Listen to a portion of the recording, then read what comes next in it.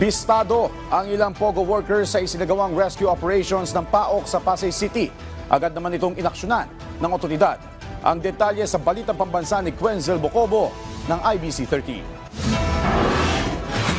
Kahapon, February 13, isang rescue operation ang isinagawa ng Presidential Anti-Organized Crime Commission o PAOK kaugnay ng natanggap nitong report na mayroong POGO workers na kinukulong sa Canlaon Tower, Pasay City. Agad itong inaksyonan ng ahensya. Dito natunto ng 34 na Indonesian nationals. Ang isang biktima dito, matagal nang nagtatrabaho sa isang POGO company sa Pilipinas. Wala rin siyang alam na scam ang kanyang ginagawa. Hanggang sa bigla na lamang silang abisuhan ng kanyang boss na suspendido muna ang kanilang trabaho. They promising us na bibigyan daw ng 500 pesos a day for food allowance. Itong 3 weeks, yung pasok ng 3 weeks, hindi na kami binigay ng sahod from January 1 to 21. Tapos yung food allowance bigla na narinig namin, kung sasama kayo sa Cambodia, doon bibigay yung food allowance. Sa pilitang isinasama ang mga Indonesian sa Cambodia upang doon ipagpatuloy ang kanilang operasyon. Wala rin sinabi sa kanila kung anong trabaho ang kanilang gagawin. Kasabay na rescue operation, nahuli na rin ang isa sa mga boss ng POGO na si Liu Meng, kasama ang 2 pang Chinese nationals at isang Malaysian. Matapos ang pagkakahuli kay Liu Meng, lumantad ang isa pang impormasyon na mayroong Chinese national na nabiktima ng kidnap for ransom. Na-rescue si Wang Yufeng sa Marina Seaview Residences sa Pasay. Bakas sa mga braso at likod ni Wang ang torture na dinanas.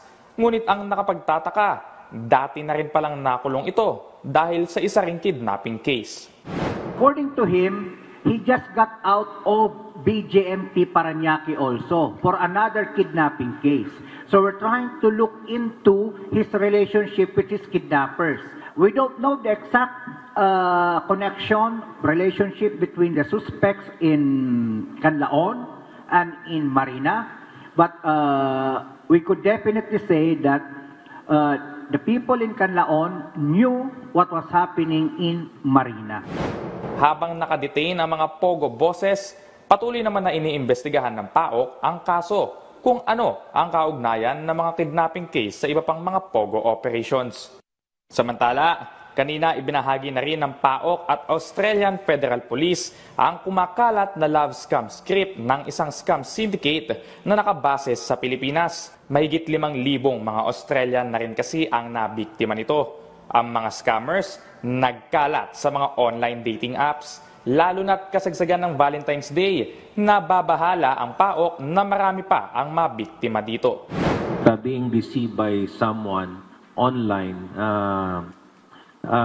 nag-iiwan ito ng long-lasting emotional effect. Dahil ang gusto mo lang ay magkaroon ka ng pagmamahal. Kaya lang yung pagmamahal na ginusto mo, ang naging kapalit ay nawalan ka pa ng ikabubuhay mo. So yun ang masakit.